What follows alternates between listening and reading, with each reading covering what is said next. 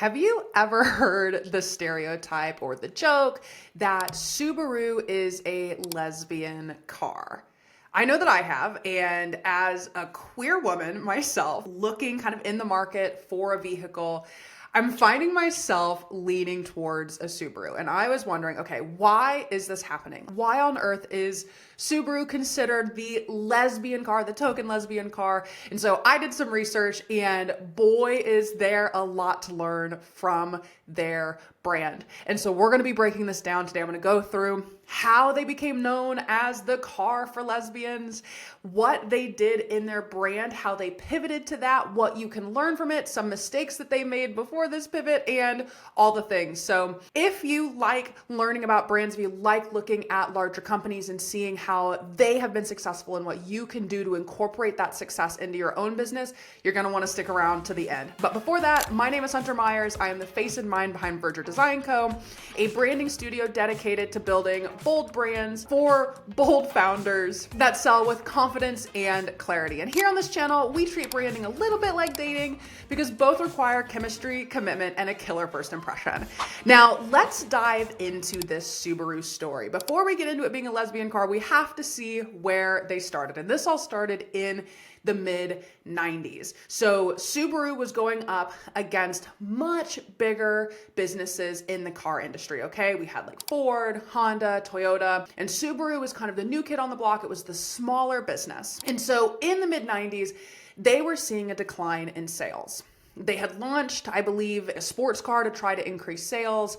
They hired this big fancy ad agency and like nothing was landing. And so they decided to go back to the drawing board. And see, right now, I want to go ahead and address this first mistake that they made. They were trying to punch above their weight.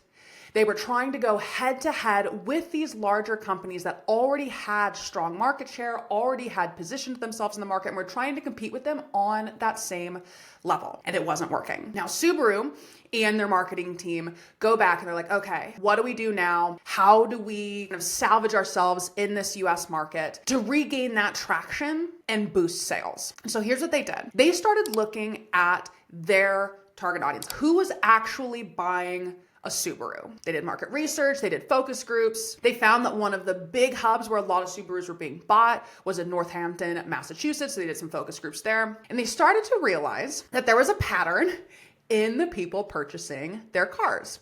You had a lot of outdoorsy people, but you also had a lot of people who happened to be identifying as lesbians in these focus groups and on these surveys. And so Subaru decided then, you know what, let's lean into this. So they had already kind of done some marketing to like niche groups in the past. But they're like, now that we know, we've done our research, we know that lesbians are buying our cars, how are we going to advertise to them? And I want to pause this here for a moment in this video and notice what they did.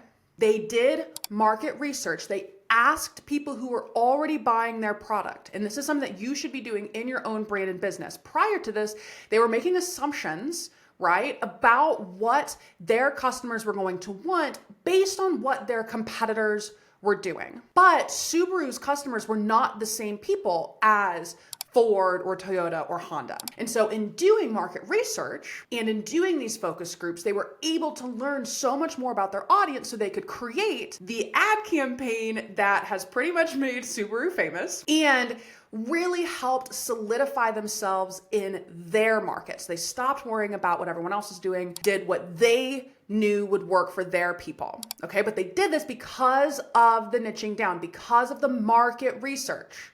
Okay, so make sure you're making note of that. So once Subaru knew who they were going to target, then had to figure out how to speak to those people directly. And what Tim Bennett, who was the marketing director that led this campaign back in the 90s, what he said was that the key here was speaking to people for who they are, not what they are. So a lot of businesses are going to focus on the demographics, and they're going to speak to the demographics, but that's more of the what of this customer. Right? That's the what of our buyers. It doesn't really get into the nitty gritty of who these people are and what they actually care about. So what Subaru did in this market research was figure out some of those key things that they cared about. They noticed that a lot of these lesbians were interested in philanthropy.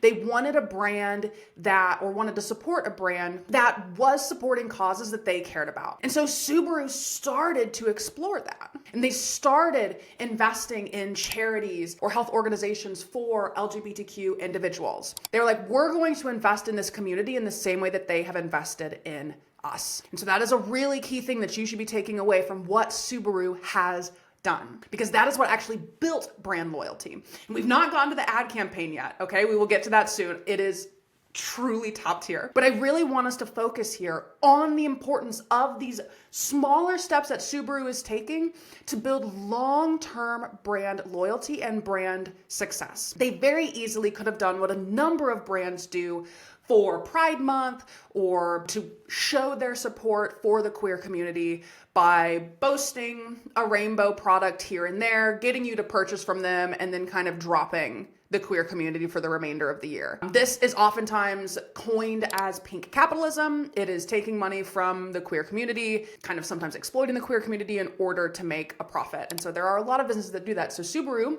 though, did not.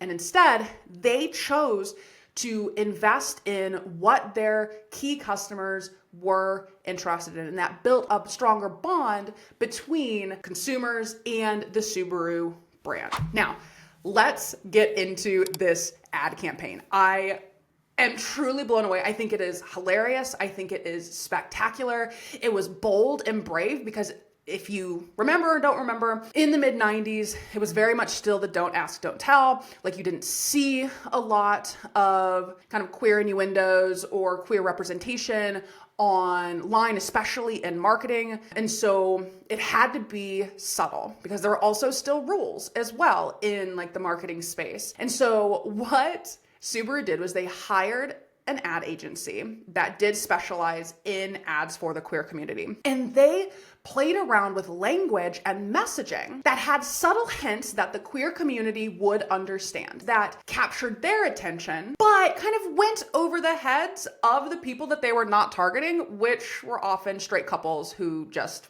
were shopping Honda, Toyota, wherever else, right? So for example, one of the ads said, and I'm gonna read it here, I've got it on my computer, "It loves camping, dogs, and long-term commitment. Too bad it's only a car." They found what their customers were already interested in and spoke it almost in this love language to them that they could have a chuckle at. So the in-group of sorts could have a chuckle at and help them connect more with this audience. But again, it had to remain subtle. Another one that was so freaking smart was they had little hidden kind of Easter eggs in these ads where you had two Subarus next to each other. You saw the back of them kind of representing the lifestyles of the consumers. And then on the license plates, you had references to like Xena, for example, which there was a lot of talk that Xena was potentially a queer character. It was something that was kind of big in the queer community, and other these like subtle little Easter eggs that were hidden there that again made the connection for the people it needed to and repelled or honestly didn't attract the people that Subaru was not trying to target. And this is what I want you to pay really close attention to as well when it comes to brand messaging. The point of your messaging is to attract certain people and repel others. And that is what Subaru did so well in this ad campaign. So let's kind of recap everything that we've gone through. Let's go through the mistakes that Subaru made in the beginning before they switched gears and how they were able to salvage their brand and actually turn it into kind of this lesbian cult brand car company that is different from all other car companies on the market. So mistakes they made. First, they were trying to compete on the same level as larger competitors were. So again, Ford, Honda, Toyota, in the same way and advertising to the same people as those companies were doing, even when they didn't have the same kind of resources or the same market share that those companies and competitors had. Number two, they made assumptions about what they thought their customers would want. So in creating the sports car kind of thing, they made these assumptions based again on competitor data, not on their actual audience. And finally, and I didn't mention this earlier, but they kind of got caught up in that shiny object syndrome, right? That we as business owners, I know I experience it from time to time as well, can find ourselves getting into. What is this next big thing? What is the next thing that I could do? Instead of looking at what is working, what are they missing in their audience already, they could really lean heavily into to find that success and that deep connection that would catapult their brand forward. Now let's look at the things they did do well and the things that you should be taking away from this video for your own brand. First, they did market research. This was the smartest move they could have made because this is what gave them the insights that allowed them to develop this cult following in their brand. So they did market research. They figured out who was buying from them and what did those people have in common that they could then target. The second thing they did is they walked their talk. So they knew that lesbians were buying their cars. They knew that they were supporting their brand. They wanted to support that community as well. They said they care about this queer community. We want the queer community to buy from us. How can we give back to the queer community? And that is a huge piece of brand loyalty. Thinking about what it is that your customers care about and how you can make sure that your brand is filling that gap for them, not just in the sense of whatever service you offer, but making sure that whatever values you have as a brand or claim to have as a brand, you are actually backing up. You are proving, yes, actually, we value this. So Subaru's like, we value the queer community, and they proved it in their actions outside of just their marketing. And the third thing that they did was they focused on messaging that was specific to this audience. They stopped caring about who they were going to repel, and they knew that in speaking directly to this audience, they were going to build a connection with them that they could not have built by being kind of this general car business like Ford, Toyota, and Honda were. And a final thing that is really, really important that they did was they got help. They worked with an ad agency that worked specifically with the queer community, that made ads for the queer community. They knew that they could not specialize in this and that they needed to reach out to someone else who really knew what they were doing, knew this community inside and out, and could help them appeal to that audience. And boy, did they do it. So if you are wanting to build a cult brand for your niche and your audience, look at Subaru as your example. For decades now, it has been known as the lesbian car. And as, like I said, a queer woman, I'm like, damn, should I get a Subaru? So if you want your audience to be having this kind of reaction to your brand and your business, look at what Subaru did and start implementing those techniques into what you are already doing in your business. And if you want help figuring out what those things are, or looking at maybe a new audience for you, or figuring out how to speak to them and how to attract them and repel those who don't, reach out to me. I'm a brand strategist, I'm a brand designer. I've got a whole network of brand messaging strategists as well. We are here to help you build the cult brands. Maybe you're not trying to appeal to lesbians, but we will help you appeal to whoever it is you are trying to appeal to. So if you liked this video, please hit the like, subscribe, the little bell icon to get notifications. I make videos like this and post them about every week. Very excited that you hung out with me here. I hope to see you build that cult brand too. Thank you so much for hanging out.